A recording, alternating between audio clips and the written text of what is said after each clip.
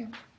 Hi, and welcome to block number 1 of our weekly block quilt for 2015. And the block this week is Evening Star. And we're going to start off learning a technique called Flying Geese times 4. If you're not familiar with it, you're going to be cutting 1 square for the flying geese part and 4 squares for the sky part, and we will take a chalk aligner. And I like this pen style because it's tapered, goes a little bit closer to the edge of your ruler, and you're going to be drawing a diagonal line from corner to corner, and we'll do that on all 4 squares.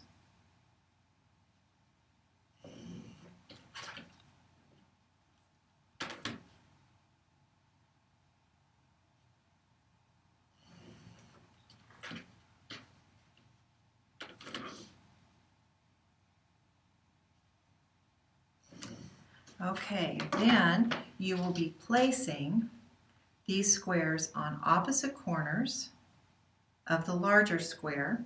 You want to line up the drawn lines, and then you'll be stitching 1/4 inch on either side of the drawn line.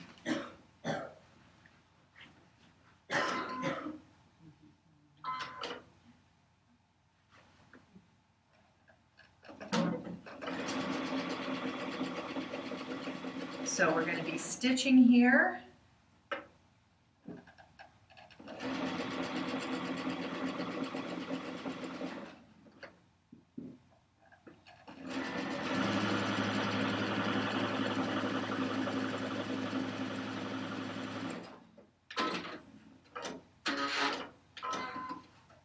And we'll pivot around and we'll do the other side.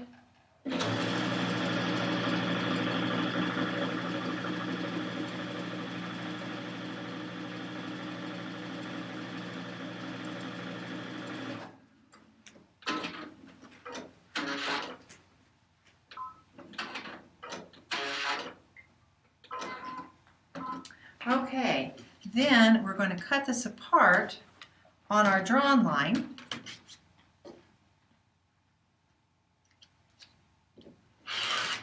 And we will press these seam allowances up, typically using an iron and an ironing board instead of our thumbnails.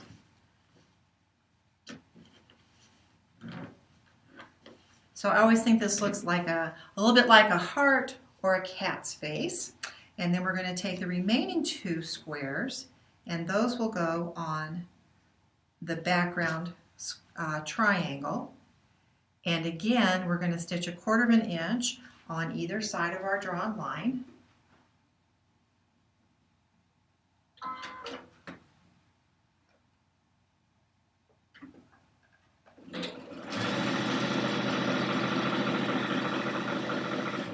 And we can chain feed these through.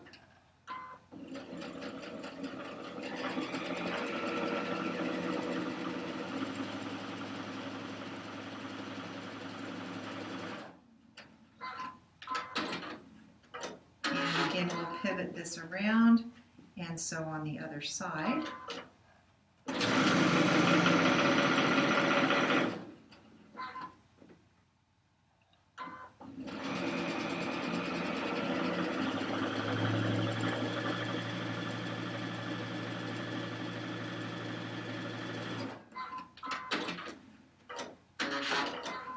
Okay, and one more time, we'll cut these guys apart. And then again, we will cut on the drawn line.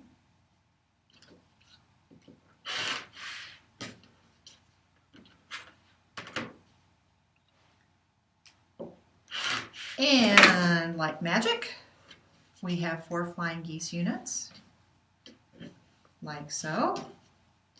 And again, we'll press those seam allowances towards the smaller dark triangle. Not wearing our thumbnails out, but using an iron. So we have those 4, okay?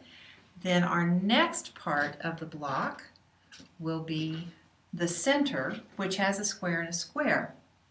And I know a lot of times when we do this technique and we're drawing lines, the pieces tend to skew and move off of each other a little bit, and part of that is because we're not matching our grain lines. And the best thing we can do here is actually pull. I have lengthwise grain there. I'm going to pull here, and I have lengthwise grain. I'm going to match lengthwise to lengthwise, crosswise to crosswise.